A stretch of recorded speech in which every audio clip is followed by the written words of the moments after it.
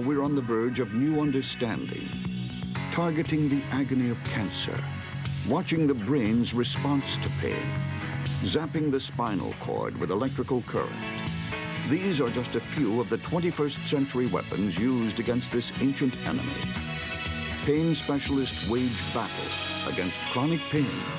Next on Killing Pain.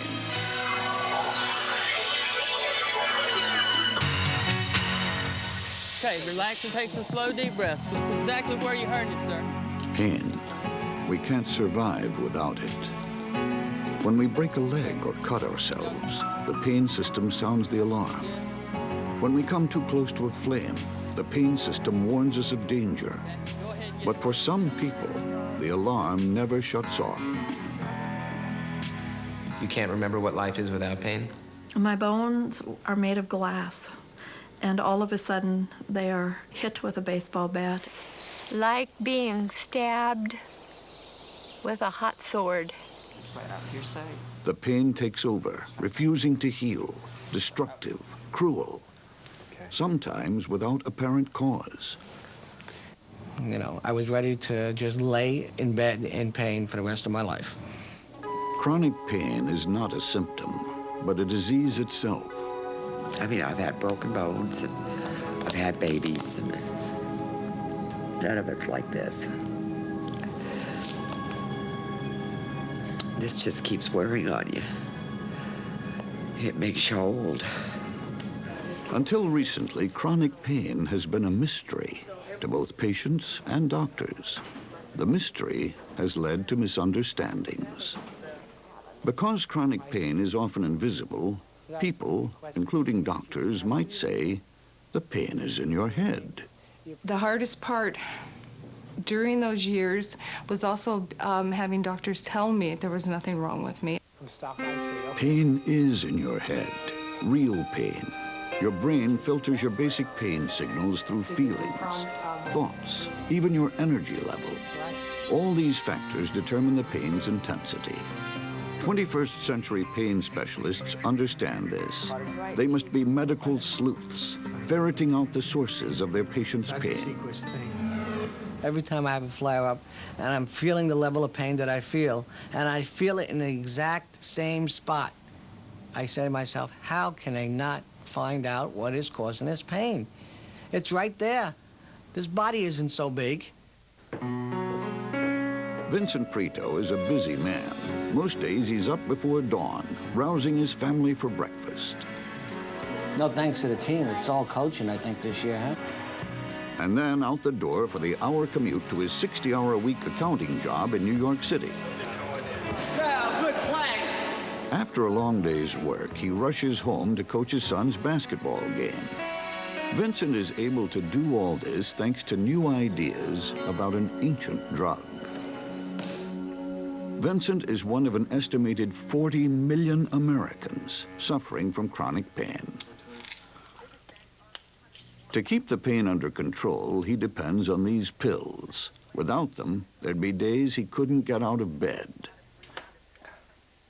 The drug that allows Vincent to have a life is morphine.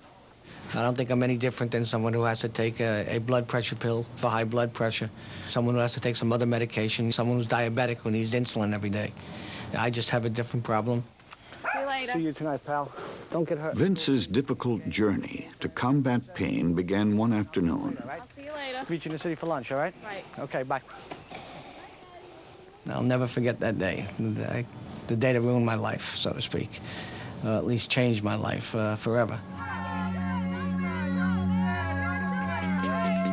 Vince and his co-workers were participating in an outdoor team building course. One of the activities was a cargo net.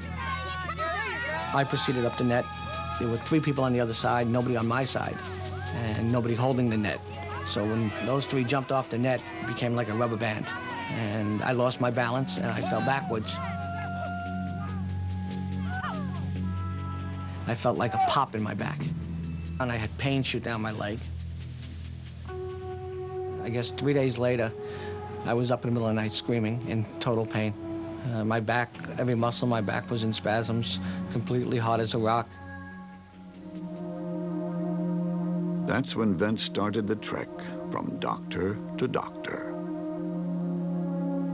Every doctor had a different answer. Every doctor had a different reason what was wrong, but no doctor was helping me. I had one doctor that gave me nerve blocks. I must have had 35 of them in my back, saying, oh, the next one's going to do it, the next one's going to do it. And it was just getting worse, my pain. Vince estimates he saw 15 physicians. Most scrutinized his x-rays, trying to find a problem. They took their x-rays, they took their pictures, and if they couldn't see it on a picture, well, you know, there's nothing wrong with you. What can I do? Vince continued to work after his accident. Now, distraught and exhausted from looking for help, his pain was worse than ever. He was about to quit his job when his son asked, and he said, you know, Dad, when are you going to be like a regular father? And that, like, struck me. And I just said, you know what? I'm letting this pain take over my life, and I'm letting it be the center of my life. Vince made an appointment with Dr. Russell Portnoy, chairman of the pain department at the Beth Israel Hospital in New York City. In the case of Mr. Prado, I'm convinced that there's something seriously wrong in his body causing this pain, but it's just beyond my ability to find. Portnoy suggested that before Vincent give up, he consider narcotics or opioid drugs to manage the pain. For hundreds of years, doctors have known opioids can effectively reduce the pain response in most people. These drugs attach to specific receptors in the brain to block pain signals. You may still feel pain, but the pain's no longer bothersome. Vince was skeptical. I said no. I mean, those things, you know, those are what people take who have drug problems and stuff. I don't want something like that. Portnoy understood. Despite their long history, there's a stigma against using opioids, even among fellow physicians. When Portnoy was in training, these drugs were only prescribed for the most serious illnesses. We were just told it's wrong, don't do it. The drugs will make the patients into zombies. They'll all become addicted. You'll never get them off. You'll just harm people if you start them down that road. According to Portnoy, this attitude is changing among pain specialists, but the rest of the medical community is still catching up. That hurt up a little bit more. How about down here? That's the usual. Dr. Portnoy hopes that within the next 10 to 20 years, physicians in all specialties will recognize opioid therapy as an appropriate option for some patients with chronic pain, and that the public will recognize they don't always need to fear these drugs. People who take narcotic medications for pain function better when the therapy is appropriate. They function better when these drugs are being taken, not worse. So they don't take the drugs and produce harm. They take the drugs and produce good. And they don't escalate the dose, and they don't lose control over their drug use. Yeah. Look, Allie, look at the bird, look. Several months after first seeing Dr. Portnoy, Vince started morphine therapy. On good days, Vince forgets he has a pain problem. On three. 1, 2, 3, dominate! In the case of Mr. Prado, I truly believe that very aggressive therapy using morphine has been a lifesaver. Well, good play! I don't consider it a problem anymore. I just consider it a different way of life. When the pain started, it was very slow in the way it formed. In the way it formed in my life, and in the way it formed in my body. The best way I can describe it is that my bones are made of glass, and all of a sudden they are hit with a baseball bat and they fracture into your skin, into your muscle tissue, and into your body. And it's shards of glass coming through. You got art you're doing? Yeah. Okay. Sandra Lena and her husband Kevin own a firm that designs and manufactures large-scale banners. Just as the business started to flourish, Sandra developed back pain. Beginning as a dull ache, the pain came out of nowhere. As the days and months passed, the pain grew worse. Sandra's doctor prescribed exercise. I could lift my right leg but I couldn't lift my left, and I would lay there and cry. I was dragging one foot. I was walking with a cane. No matter what I tried to do, it just got worse. Soon I had no life. 2.5 frustrating years after her pain began, Sandra demanded an MRI. A fist-sized tumor was invading her pelvic bone. Over a decade before, Sandra had been treated for breast cancer. Now the cancer was back. I thought the enemy was another lump. I did all of the things that I thought you were supposed to do, but no doctor ever sat me down and said, pain could be the first indication of your cancer returning. After her diagnosis, Sandra made an appointment with Dr. Dennis Cloisy, an orthopedic surgeon at the University of Minnesota Medical Center whose specialty is cancer pain. As far as treating Sandra's pain, there are really two objectives. One is to treat the tumor, and the other is to treat the loss of bone where the tumor occurred in her pelvis. Dr. Cloisy recommended immediate action. Following 5 weeks of radiation therapy, Sandra's tumor and the pain disappeared. To live those first few days without the pain, I literally thought that I had died and gone to heaven. But doctors can't treat all cancer bone pain as effectively. Radiation can manage one tumor, like Sandra's, but often cancer seeks several sites in the skeleton, and multiple tumors require more radiation than the body can tolerate. How can doctors stop bone destruction in these cases? Dr. Cloisy and his collaborator, neuroscientist Dr. Patrick Manti, are trying to answer this question. Working together, the physician and the researcher have made a number of landmark discoveries about cancer pain. They wondered why cancer pain is so agonizing and difficult to treat. Their experiments proved that cancer pain is different, that it actually has different neurochemistry than other major types of pain. The beauty of what we're doing is we're able to dissect out what is different about it and to identify new targets that we can actually use these new drugs to go after. Is it the tumor that you think that's actually breaking through the bone, or is it another cell that's...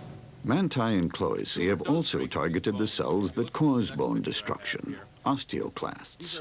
Healthy osteoclasts are involved in day-to-day bone maintenance.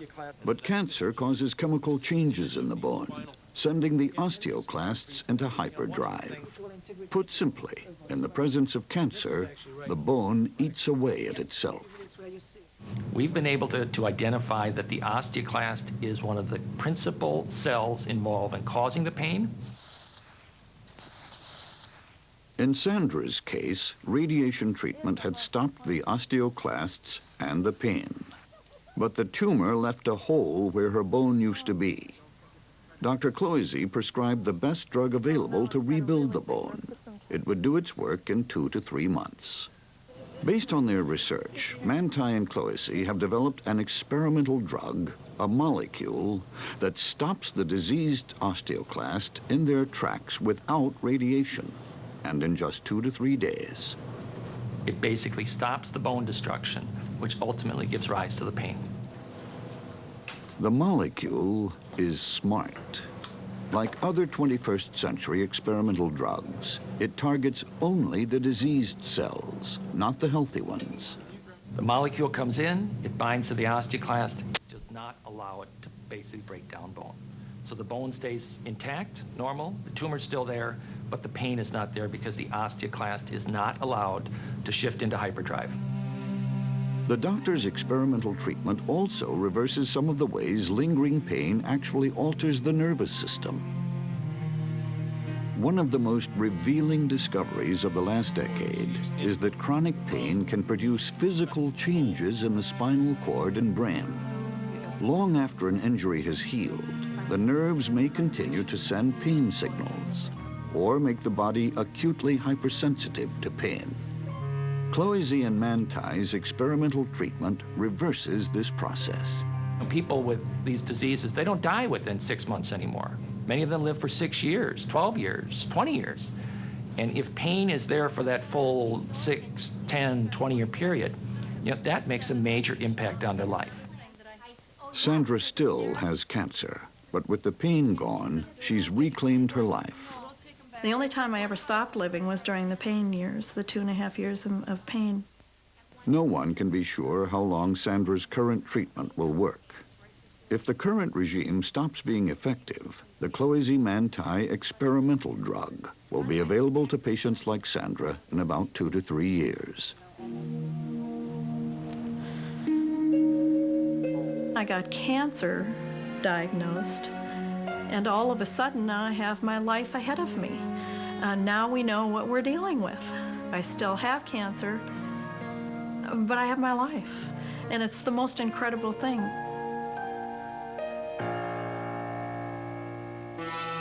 If you have constant pain, it becomes your whole life because you're feeling it all the time. And no one else can see it, but you're always aware of it. So in a way, it starts to become over time who you are, who you think you are. Ken Weinstein suffers from a condition called scoliosis, curvature of the spine. In his early teens, he developed back pain. For years, he learned to live with the discomfort, until he was 22 or 23. I got this terrible spasm, and my muscles, my back muscles, clenched around my rib cage, and I couldn't breathe. When you get pain, you can't remember what life is without pain, and that's what this pain was triple that. It was just completely debilitating.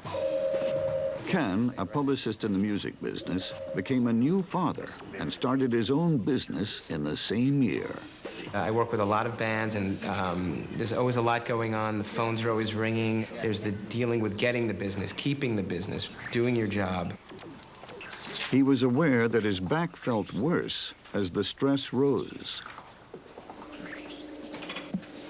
Ken made an appointment with Sheila McLaughlin, a licensed acupuncturist.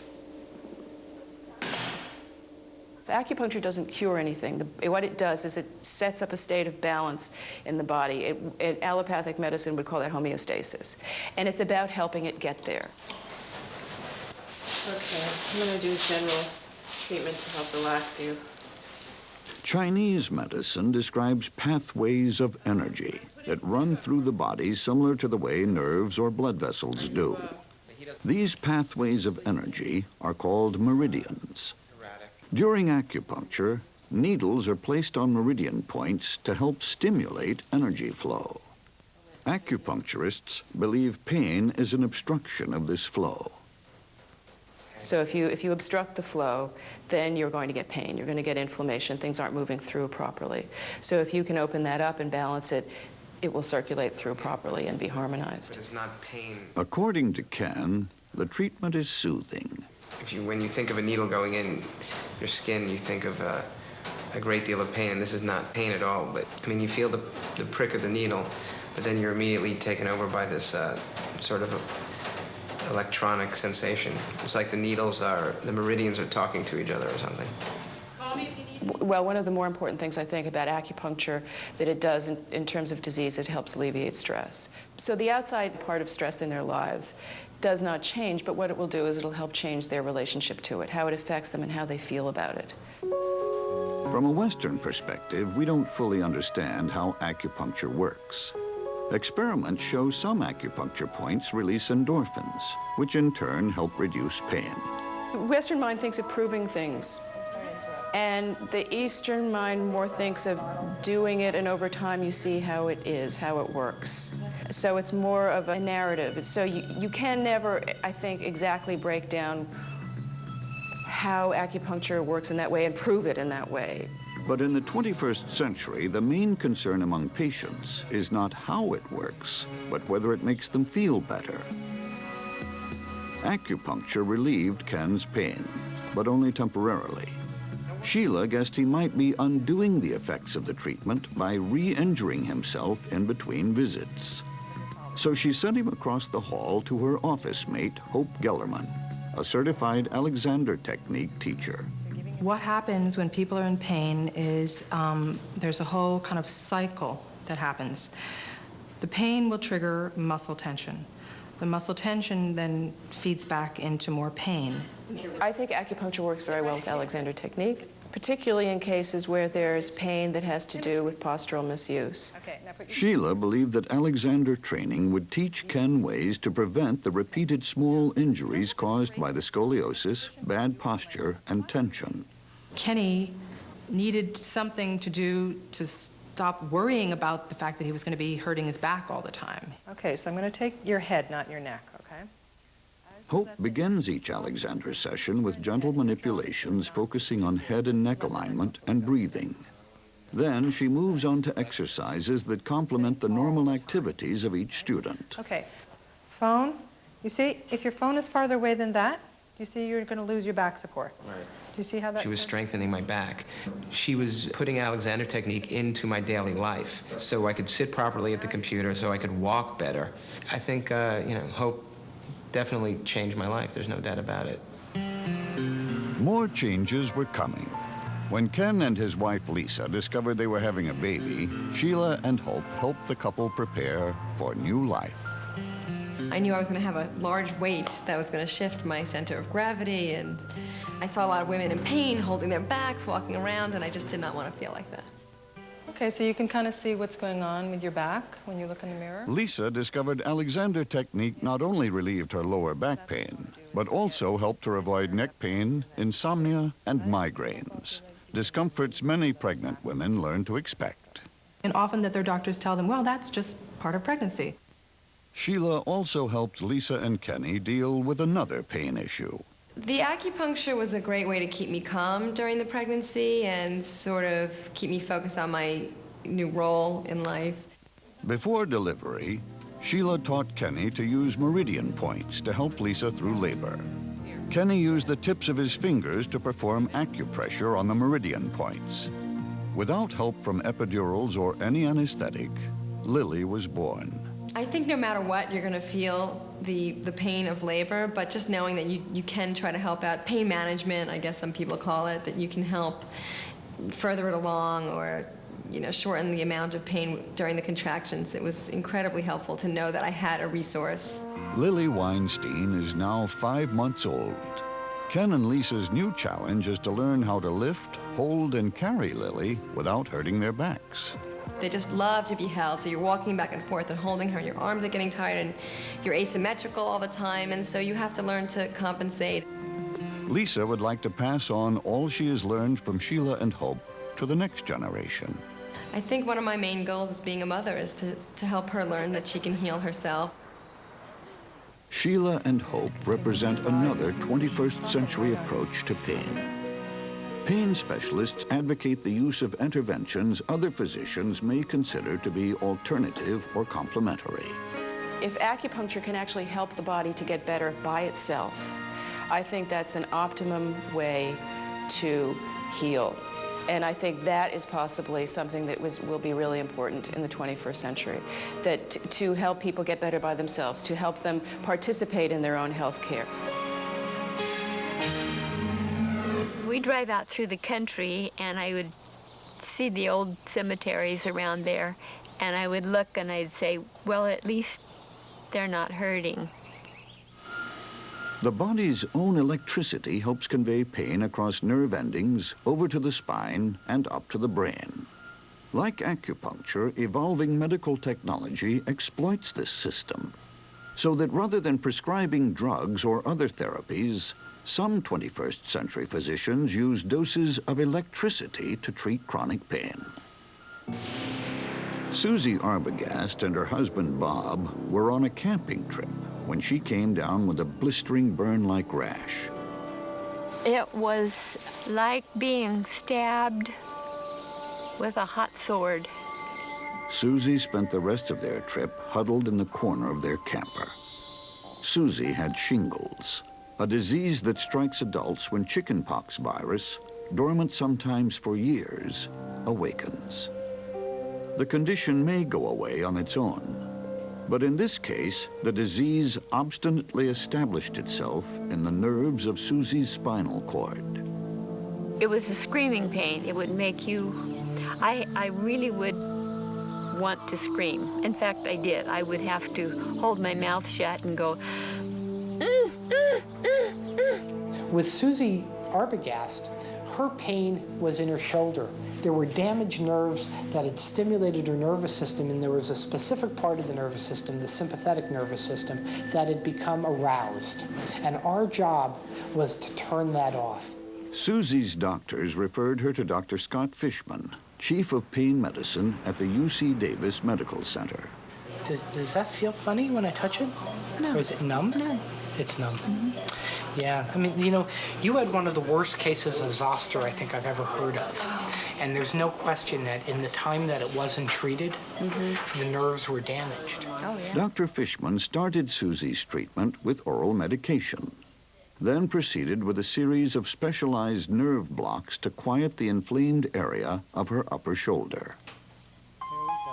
Passing a very thin needle through Susie's throat, he bathed the affected part of her nervous system with a local anesthetic. Most pain treatments come with no guarantees. Dr. Fishman knew if the third block didn't keep the pain away, he would have to take Susie to the next step. Then the next step would be to use this technology called the spinal cord stimulator, which fakes the nervous system out. It uses the same electrical noise that the nervous system uses to communicate with itself. That noise, the electricity provided by the system, jams the pain signal and keeps it from reaching the brain. The spinal cord stimulator has two major components, a palm-sized battery and a narrow lead. Both are surgically placed close to the spine and feed small amounts of electrical signal to the nerves in that area.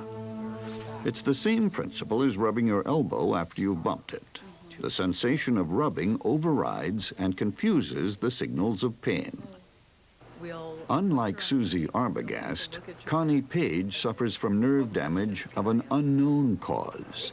It's been to the point where I couldn't even go out of the house to go to the grocery store or to sit in a movie.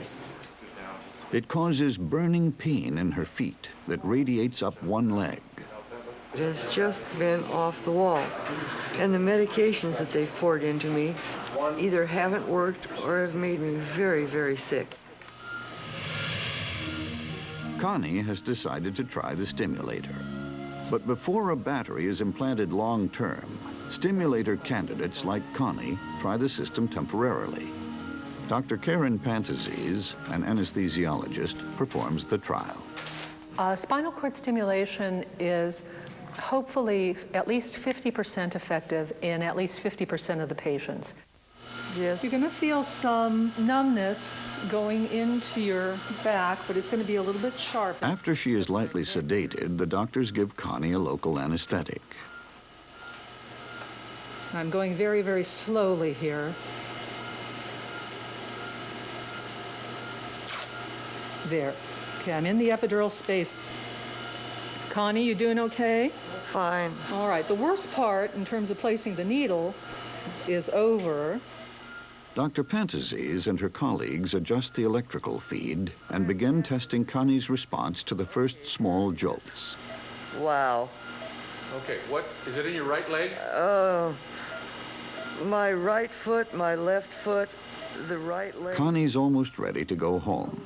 She'll experiment with the temporary stimulator for a week. If it provides relief, she'll return and have a more permanent battery, one that lasts 2 years, implanted. An instruction booklet as well, and what I'm going to describe to you is all described also in this little booklet, so you can kind of... Before she leaves the hospital, she learns to control the amount of electricity she'll receive. Buttons here on the left, the blue buttons here. We're now starting to see pictures of the brain after minute molecular changes have occurred. And we're seeing what happens to the brain in pain and what happens to the brain when we give pain treatments. Other significant advances in 21st century medical technology have led to the development of a revolutionary diagnostic tool that offers new insights into chronic pain. Functional MRI, or fMRI, allows pain specialists to watch brain activity in real time. This is the first completely non-invasive, safe way to monitor the brain of someone like Gerald Malerba. Gerald is never without pain. Each morning he rolls off the couch where he sleeps because his pain is so intense he can't stand up. Gerald, once a construction worker and proud of his physical strength, was injured on the job. Since then, he's undergone 2 major surgeries to repair a collapsed spine. The pain may range from dull to excruciating. Every day, you don't know what to expect. It might be pain level 5 to wake up with, and it might be pain level 20. Come up. Gerald is a volunteer in a breakthrough pain imaging study using fMRI and led by Dr. Vanya Apkarian. Apkarian and his team watch the brain's reaction to pain. Good morning, Mr. Malerba. Hi. How are you? Okay, how are you today, Doc? Good. How are you feeling? Pretty sore. Yeah. Yeah. I think you're going to get some good readings today. Good. Good. Dr. Apkarian has been studying pain for 20 years. There's a whole new horizon opening up as far as understanding pain and treating pain. And that horizon very much has to do with the revolution in brain imaging technologies. Including fMRI. Like MRI, fMRI uses the body's magnetic fields to create images. But unlike MRI, fMRI can record activities like changes in blood flow to reveal how the brain is actually working. This provides an unprecedented opportunity. Gerald's fingers are fitted with a perceptometer, a simple device that helps him communicate his level of pain. So show me a 0. And show me a 10. Great. To gauge how their system works, the team asked Gerald to report what he's feeling during his MRI scan. Apkarian will later analyze the blood flow changes recorded by the fMRI and compare that to Gerald's responses. The experiment will last about an hour. After several minutes, Gerald's legs begin to spasm. So now that it's shooting up, that means the pain just went up and then it's going back down. So Mr. Malerba has these spasms. The pain goes up and then it comes back down. As the experiment continues, Gerald's pain escalates, and the research team decides to call off the experiment. Okay, Mark, you decide. Dr. Apkarian hopes the ability to observe the brain's responses may lead to an objective measurement of what has been invisible up to this time: pain. Why does Gerald put himself through this torture? Why? So these fellows can find some possible help for somebody besides me. I'm kind of excited about the technology. For everything that bad happens to you, and everything negative, there's always a positive. Something always happens that's positive. My life has changed a lot because of pain. It's basically affected every aspect of our life, our activity level, my work, starting a family. Pretty much everything has revolved around it. Before chronic pain set in, Debbie Masarski was a flight attendant, an avid hiker, and a ballroom dancer. Now, an ingredient that usually conjures up delicious aromas and exotic tastes offers promise for overcoming her pain. When I first started having the flushing symptoms, the doctors really couldn't explain to me why I was having them. Debbie's quest to understand her pain began 6 years ago, when she began to notice a strange flushing and terrible burning in her feet. Though they were working blindly, her doctors urged her to try a wide variety of treatments, including medications, acupuncture, and orthotics. We finally resorted to surgery and did multiple surgeries, trying to address the nerve aspect of the pain. None of the approaches worked. we pretty much felt like we had exhausted all our resources. Finally, by doing research on the internet, Debbie discovered she had an unusual disorder called erythroneuralgia. It involves irritation of the nerves, usually in the feet, as well as swelling, redness, and other skin changes associated with some sort of inflammatory disorder. The web also led Debbie to Dr. Wendy Robbins. Dr. Robbins, an anesthesiologist and the director of palliative care at UC San Francisco, is investigating the pain-killing effects of high-strength capsaicin. Capsaicin is the active ingredient in chili peppers. Debbie, who has flown in from Virginia with her husband John, is the 45th person to volunteer for the capsaicin clinical trial. A cure would be wonderful, but we're kind of looking at it as hopefully a long-lasting treatment. What capsaicin does is it gets inside of the skin near where we apply it, and it works on the nerve fibers that signal heat pain. So what we do when we work with capsaicin is we selectively target bad nerve fibers that are sending signals that Debbie doesn't need anymore, and we turn those off without affecting the other normal nerve fibers. The capsaicin the doctors apply to Debbie's skin is 100 times stronger than the capsaicin available without prescription to treat arthritis and muscle aches. It's 1,000 times stronger than the hottest chili peppers we eat. It's so powerful, it's dangerous to inhale or apply without anesthetics and careful monitoring. The capsaicin starts its work deadening the diseased nerve cells in Debbie's feet. Right now they burn on the top of the feet, and the bottom still, I don't feel anything yet. They're still quite numb. Now you might say to me, why would I want to make a nerve die away if that means that she's not going to feel anything? And my answer to you is those nerves weren't working right to begin with. They weren't protecting her from getting in too hot of a bathtub or from spilling something hot on herself and not knowing it. All they were doing is severely disrupting her lifestyle. The actual treatment takes about an hour. Some people require 2 or 3 applications. But the effects of the final treatment should last about 2 years, about the time it takes the nerves to grow back. I'm so excited at the prospects. Good job. The thought of the flushing not happening constantly day in and day out, it's just, oh, it'd be great. It often feels like I'm a single combat warrior in the sense that there aren't enough people doing the work, and so the volume of calls and letters from patients and from people who'd like to be patients is quite intense. Additionally, there's a fair amount of resistance from other parts of the medical community about whether or not these issues are legitimate. My advice would be to be proactive in your own treatment. I have really found over the years that if you just basically go on what you're told, a lot of times things can be missed or just treated and not necessarily cured or investigated well enough to know what you're really dealing with. We're very much anticipating that at least the pain will be reduced and we'll be able to maybe not focus on it so much day in and day out.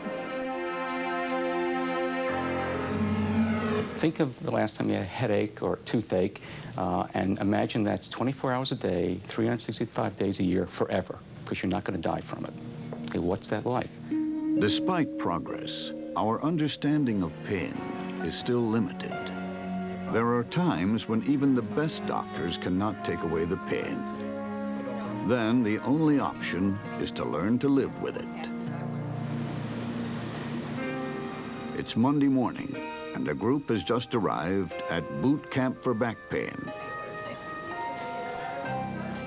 The multidisciplinary pain center at the University of Washington.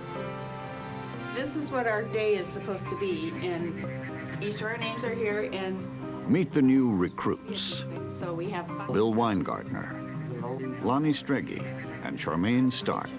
Remember the kitchen? When we start, we lay on our back, and you just do what you can. Bill, who broke a vertebra in his lower back over 10 years ago, has traveled from Kona, Hawaii. Lonnie's upper back was hurt when an automatic garage door fell and slammed her to the ground. Charmaine was a neonatal intensive care nurse before slipping on a wet floor in the hospital and wrenching her back. So bring your toes in and then point your toes out. There's a frustration that goes with not being able to deal with, you know, my own life. So what you do is you roll. You get angry because it won't ever go away. And you can't sleep. You can't sit. You can't stand. Stop doing the things that you used to do. Apparently, I'm stuck with the pain. So my hope is that I learn some kind of coping mechanisms. The three are here to learn skills to recharge their lives. Every day for 3 weeks, Monday through Saturday, they'll work out for 3 or 4 hours a day. The rest of the schedule is devoted to the biology and psychology of pain. Important to keep that up, because if those get tight, then those tuck down onto the hips and cause the hips to be pulled downward, which causes more tension into your low back. In some sense, this is where you send the healthcare system's failures. It's tough. If you think of somebody who's had pain for 3, 4, 5, 6 years, the fact that they have to come here early in the morning, spend the entire day, be active, so it's a very difficult task for these people. Dr. Dennis Turk, one of the national leaders of the boot camp method, is a psychologist specializing in pain. He collaborates closely with Dr. Jim Robinson, an attending physician in the program. I basically tell the patients, you know, you've tried many of the things we do here. Your experience so far is largely one of failure. And it's very easy to say, well, nothing can work. But I want you to keep an open mind and be willing to take the plunge, to try new things. Initially, everyone takes the plunge, but with trepidation. Excited but scared. That's weird. My morning here today, well, it wore me out. The group is counting on the program. They've each been to chiropractors, orthopedists, neurologists, surgeons, all who have referred them to other doctors, none of whom could help. To be most effective, Jim Robinson feels he and other pain specialists need to step out of the traditional role as physicians who diagnose and cure. So it's hard for physicians. We're trained to treat biology. And pain it breaks out of that mold. It can be strictly biological, but it can be many other things. Multidisciplinary centers like this one are created to deal with the other things.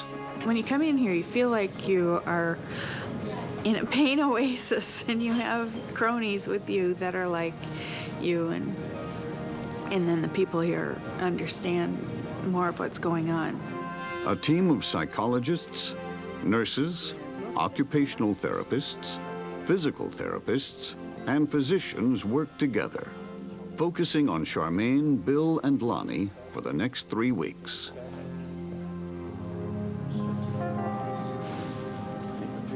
Day 2.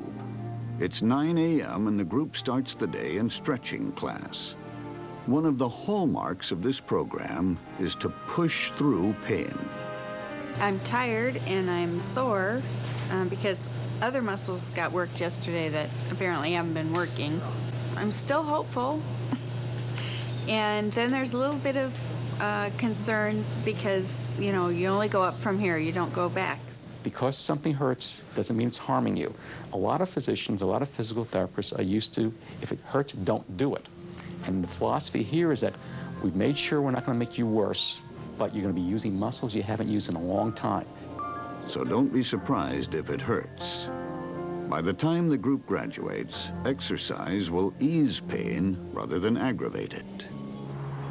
Almost everyone finishes the program, but not everyone meets his or her goals. Since it began, Dr. Robinson and Turk have seen a wide range of outcomes. Nancy Garvey is one of their star graduates. Nancy, who has suffered from chronic pain since a car accident, is working out at the center today. She's also here to cheer on the new group, to let them know if she can do it, they can too. We were all here for the same reason. Yeah. So are you doing better? Do you feel like you're doing better? I feel like I have my life back. For me, it was a great relief because I was so tired of that spiral of medications and side effects and emotional upset. Statistically, most graduates improve their abilities to get on with their lives. What's the price? Programs like this one, which are covered by some insurance companies, cost $10,000 to $18,000 a person. But most back surgery costs $20,000 to $35,000. For people in chronic, hard-to-treat pain, there aren't options. It's cruel, and we love to have a magic wand. I'd love people to go, your pain's gone. But the reality is, current understanding of pain, current understanding of physiology and anatomy, we don't have a way to cure it. But that will change in the next 5 to 10 years. Medicine's new focus on pain, the current research, and the development of the specialty will bring rapid-fire improvements. Aggressive, assured care using traditional and complementary approaches. Genetically engineered drugs without side effects. Smarter technology, better training, breakthroughs. Still, people must learn that much of the responsibility is up to them. They have to be willing to complain to their physician. They have to be willing to assert their right to an expert evaluation. My advice to patients in chronic pain is to get information about all the ideas that cover the gamut of the experience of pain and find somebody who can be your ally and your consultant to help guide you, just like you would if you were going through a forest that you didn't know before. The monster is there, but it's gotten smaller. And although this is less spectacular than cure, if you're a person who has a problem where there is no cure, it's a whole lot better to get optimal rehabilitation than to just stay where you are.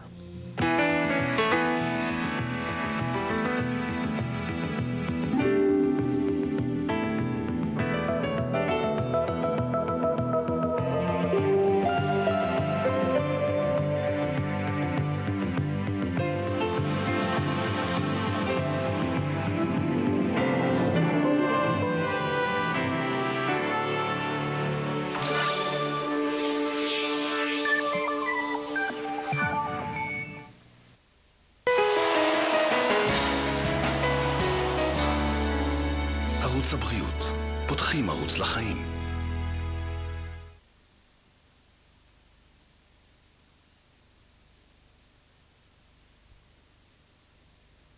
את עובדת קשה על חיטוב הישבן והבטן, נשמע נפלא.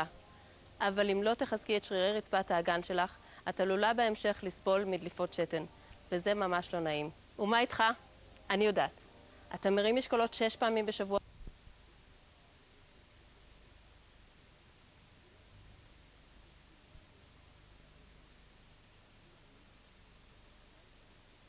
עניין של ימים או שבועות.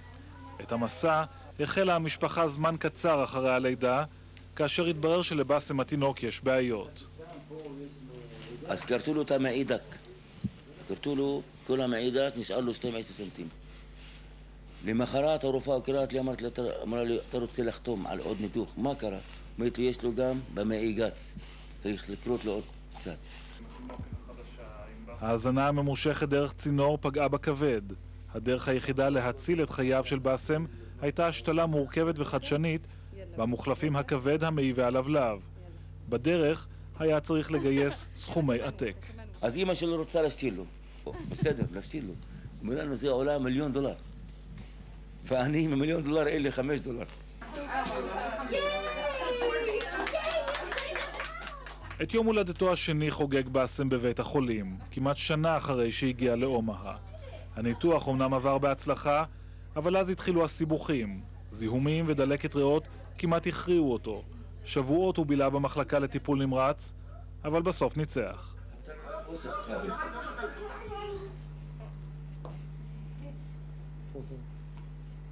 גם אחות קטנה נולדה במהלך השהות, רועיה קראו לה ההורים, חלום טוב. בקרוב הם גם ייפגשו מחדש עם הבן השני, מוחמד, שנשאר כל אותה תקופה בישראל, בבית הסבתא. גם חברויות לא שגרתיות הצמיחה השהות באומהה.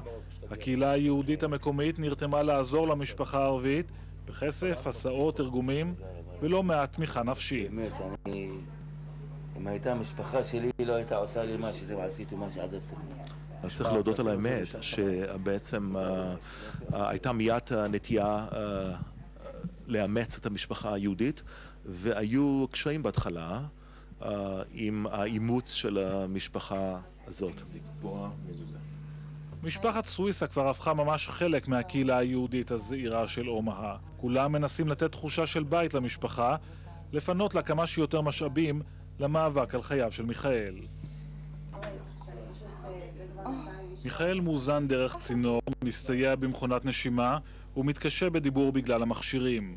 הצינורות, אומרת סמדר, לא מפריעים לו, הוא רגיל להיאבק, גם אמו נאבקה מהרגע הראשון. ולי משהו צעק לי מבפנים ואמר לי, הילד הזה יחיה. ובאיזשהו שלב, בתקופה שמיכאל היה בפגייה, אני לא רציתי לשמוע רופאים. פשוט לא רציתי לשמוע מה הם אומרים לי, כי זה פשוט ריסק אותי. גם מיכאל ידע את מנת הסיבוכים שלו. גם הוא חווה זיהומים והוחזר שוב ושוב לבית החולים. האם והאחות אורטל כבר הפכו לכמעט רופאות, מחליפות צינורות, מאתרות בעיות, ומנסות להפוך את חייו של מיכאל לכמה שיותר נורמליים. אורטל הגיעה לאומהה עם אמה ואחיה כשהייתה בת 11. את בת המצווה שלה חגגה כאן, וכעת היא מנסה להשתלב עם הלימודים באנגלית, המנהגים הזרים, וההפסקות הארוכות שהיא נאלצת לקחת כדי להיות עם מיכאל בבית החולים. אבל הגעגועים לא מרפים. לאבא שלי שהוא נשאר בישראל, ובכלל לכל המשפחה, לחברים, לשגרה הרגילה שהבית ספר פה אין כל כך, כי עדיין לא, בישראל אני יותר מחוברת.